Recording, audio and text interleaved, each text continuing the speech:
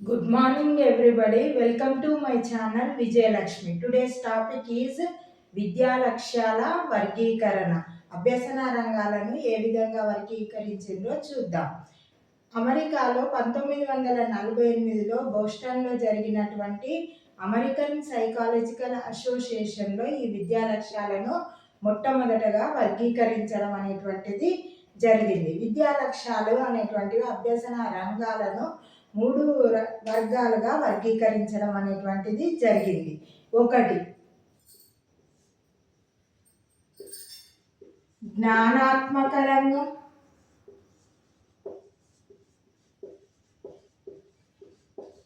2 భావావేశ రంగం, 3 మానసిక చలనాత్మక రంగం.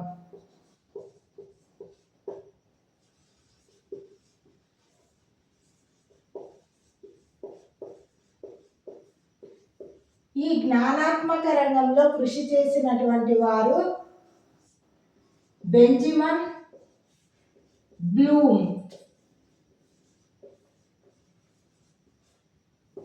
భావావేశ రంగంలో కృషి చేసినటువంటి వారు డేవిడ్ ఆర్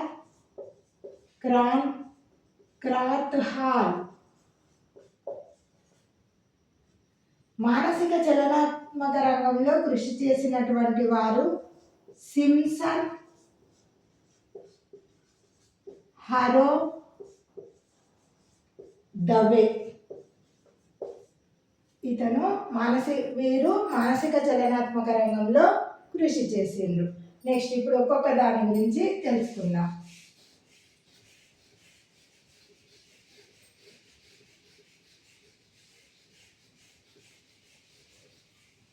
జ్ఞానాత్మక రంగం. జ్ఞానము అంటే ప్రవర్తనలోని మార్పుగా చెప్పవచ్చు.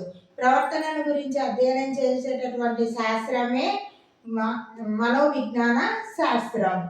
జ్ఞానాత్మక రంగాన్ని తిరిగి కొన్ని ఉపవర్గాలుగా విభజించడం అనేటువంటిది జరిగింది. అది ఒకటి జ్ఞానం, 2 అవగాహన, 3 వినియోగం, 4 విశ్లేషణ, 5 సంశ్లేషణ. వీటిపైన కూడా బిట్ వస్తుంది. సంశ్లేషణ, 6 మూల్యాంకనం. ఫస్ట్ జ్ఞానం. అయితే జ్ఞానాన్ని గురించి వివరించడానికి 2 స్పష్టీకరణలు తెలియజేయడం జరిగింది. ఒకటి జ్ఞప్తికి తెచ్చుకోవడం,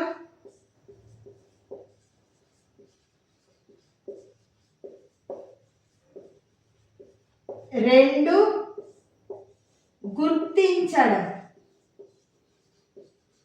నేర్చుకున్నటువంటి విషయాలను జ్ఞప్తికి తెచ్చుకోవడం ఒక స్పష్టీకరణ. 2 గుర్తించడం.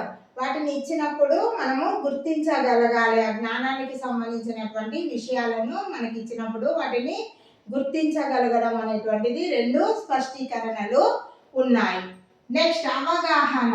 నేర్చుకున్నటువంటి దాన్ని మంచిగా అర్థం చేసుకొని దాన్ని వివరించగలగడాన్నే అవగాహనగా చెప్పారు. అవగాహనలో 3 స్పష్టీకరణలు అనేటువంటివి ఉన్నవి. అనువాదం, 2 వ్యాఖ్యానించడం,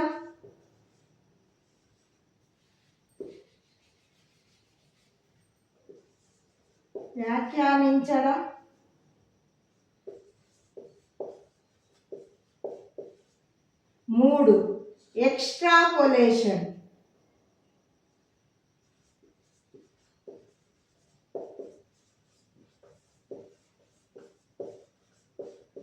అనువాదం. ఒక సమస్యకు పరిష్కారాన్ని కనుగొనేటప్పుడు ఒక పరిష్కారం నుంచి ఇంకొక పరిష్కారానికి వెళ్ళడం అనేటువంటిది అనువాదం. నెక్స్ట్ వ్యాఖ్యానించడం. మనం నేర్చుకున్నటువంటి విషయాలను గురించి వివరించగలగడం, పోల్చగలగడం మరియు భేదాలను తెలియజేయడం అనేటువంటిది వ్యాఖ్యానించడం. ఎక్స్ట్రాపోలేషన్ కంప్యూటర్ను ఉపయోగించినప్పుడు మానవుని యొక్క ఆలోచనలో ఏ విధమైనటువంటి మార్పు వస్తుందో తెలియజేసేదే ఎక్స్ట్రాపోలేషన్ స్పష్టీకరణ. నెక్స్ట్ వినియోగం. మనం నేర్చుకున్నటువంటి విషయాలను జ్ఞప్తికి తెచ్చుకున్నాం, అర్థం చేసుకున్నాం, తర్వాత నిత్య జీవితంలో మనకు అవసరమైనప్పుడు ఉపయోగించడాన్ని వినియోగము అని అంటారు. విశ్లేషణ అయితే ఒక అంశాన్ని పూర్తిగా నేర్చుకున్నప్పుడు దాన్ని సూక్ష్మమైనటువంటి భాగాలుగా కూడా వివరించగలగడం అనేటువంటిది విశ్లేషణ కిందికి వస్తుంది. సంశ్లేషణ అనేటువంటి విడి భాగాలను ఒక దగ్గర కూర్చి వాటి గురించి వివరించగలగడం సంశ్లేషణ. మూల్యాంకనం ఇది జ్ఞానాత్మక రంగంలో చివరి దశ. దీనిలో ఏంటంటే నేర్చుకున్నటువంటి విషయాలను జ్ఞప్తికి తెచ్చుకొని అర్థం చేసుకొని వివరించి మళ్ళీ దానికి సంబంధించినటువంటి తీర్పులను నిర్ణయాలను తెలియజేసేటటువంటిదే మూల్యాంకనం. నెక్స్ట్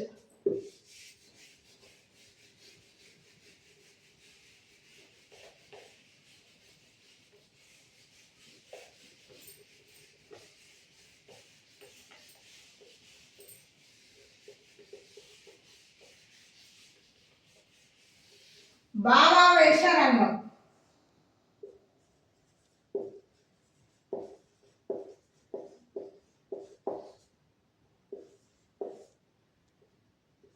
అయితే దీనిలో ఉద్వేగాలకు మరియు మానసిక స్థాయిలను గురించి తెలియజేసేదే భావావేశ రంగం. ఇందులో ఉన్నటువంటి స్పష్టీకరణలు: ఒకటి గ్రహించడం, ప్రతిస్పందించడం,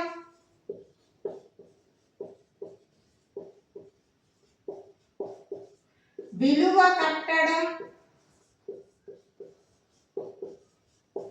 వ్యవస్థాపన,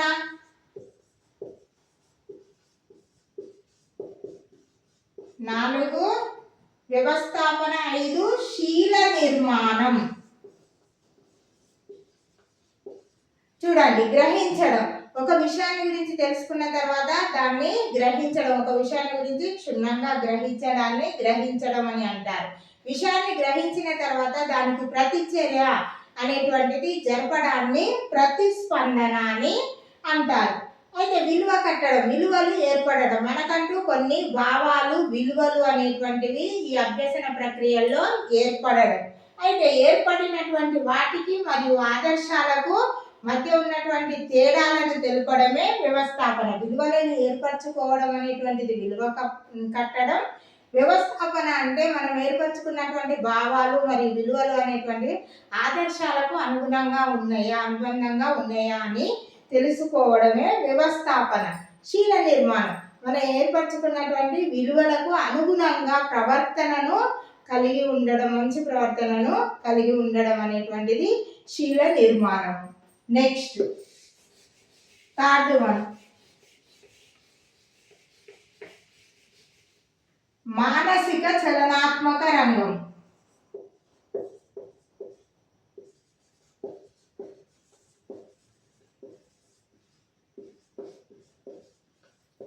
మూడవది మానసిక చలనాత్మక రంగము. దీనిలో నైపుణ్యాలకు ప్రాముఖ్యత ఇవ్వడం అనేటువంటిది జరిగింది. ఒకటి హస్తలాఘవం,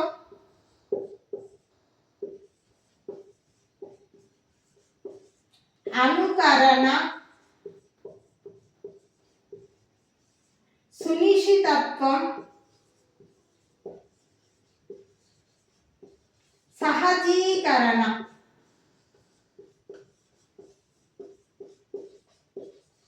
ఇందులో మళ్ళీ ఉపవర్గాలు మానసిక చలనాత్మక రంగంలో. హస్తలాఘవం. హస్తలాఘవం అంటే మనం ఒక కృత్యాన్ని కానీ ప్రయోగాన్ని కానీ చేసినప్పుడు మనం పరికరాలను ఉపకరణాలను ఉపయోగించేటటువంటి విధానాన్ని తెలియజేసేది హస్తలాఘవం. అనుకరణ ఒక కృత్యాన్ని ఏ విధమైనటువంటి సూచనలు అనేటువంటివి లేకుండా తనకు తానుగా విద్యార్థి చేయగలగడం అనేటువంటిది అనుకరణ కిందికి చూసి చేయగలగడం, వెంటనే దాన్ని అనుకరణ కిందికి వస్తుంది. తర్వాత సునిశ్చితత్వం, నిష్పాదన ప్రతిభ అనేటువంటిది ఉన్నత స్థాయిలో ఉంటుంది వీరిలో. వీరు ఖచ్చితంగా ఒక పనిని ఖచ్చితంగా చేయగలుగుతారు. దీన్నే సునిశ్చితత్వం కిందికి తీసుకున్నారు. సహజీకరణ అనేటువంటిది, ఈ కృత్యాలు అనేటువంటిది చేయడం అనేటువంటి అప్రయత్నంగా సహజంగా ఎటువంటి తడబాటు లేకుండా చేయగలగడం అనేటువంటిది సహజీకరణ కిందికి వస్తుంది. అయితే ఈ బ్లూమ్స్ యొక్క ఈ వర్గీకరణలు అనేటువంటివి ఇప్పుడు నేడు ఉన్నటువంటి విద్యా విధానానికి సరిపోవు అని దానిలో కొన్ని మార్పులు చేసిండ్రు. వాళ్ళు ఎవరంటే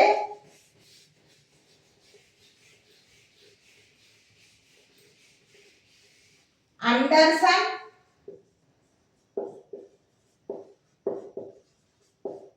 క్రాత్హాల్.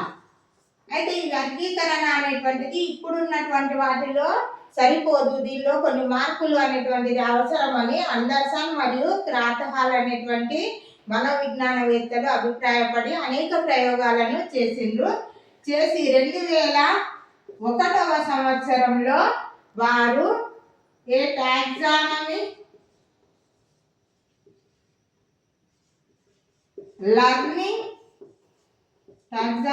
For learning, teaching and assessing అనేటువంటి ఒక పుస్తకంలో ఏమని పేర్కొన్నారు అంటే a revision of Bloom's taxonomy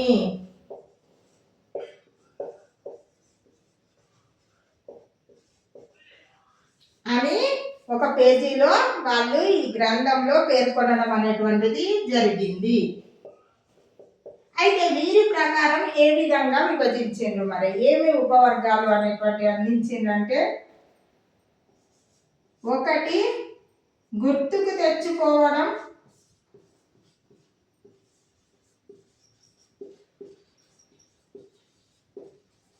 అవగాహన, అవబోధన, విశ్లేషణ. జ్ఞానాత్మక రంగము బ్లూమ్స్ ఇచ్చిండు కదా, దానిలో మార్పులు చేసిండ్రు అండర్సన్, క్రాత్హాల్ 2001వ సంవత్సరంలో ఒక గ్రంథంలో తెలియజేయడం అనేటువంటిది జరిగింది. విశ్లేషణ, మూల్యాంకనం, సృష్టించడం, దీనిపైన కూడా ఒక బిట్టు ఉన్నది. ఎట్లంటే అండర్సన్, క్రాత్హాల్ మూల్యాంకనాన్ని ఎన్నో స్థానంలో ఉంచిండు, బ్లూమ్స్ ఏమో చివరి స్థానంలో ఉంచిండు, ఇక్కడ వీళ్ళు 5వ స్థానంలో ఉంచడం అనేటువంటిది జరిగింది. ఈ నా వీడియో కనుక నచ్చినట్లయితే లైక్ చేయండి, షేర్ చేయండి, సబ్స్క్రైబ్ చేయండి, బెల్ ఐకాన్ను ప్రెస్ చేసినట్లయితే నా వీడియోలు ఎప్పటికప్పుడు అందే అవకాశం ఉంటుంది. మీరు ఇచ్చే లైక్ల వల్ల ఇంకొంతమందికి ఈ వీడియో చేరే అవకాశం ఉంటుంది. Thank you for watching.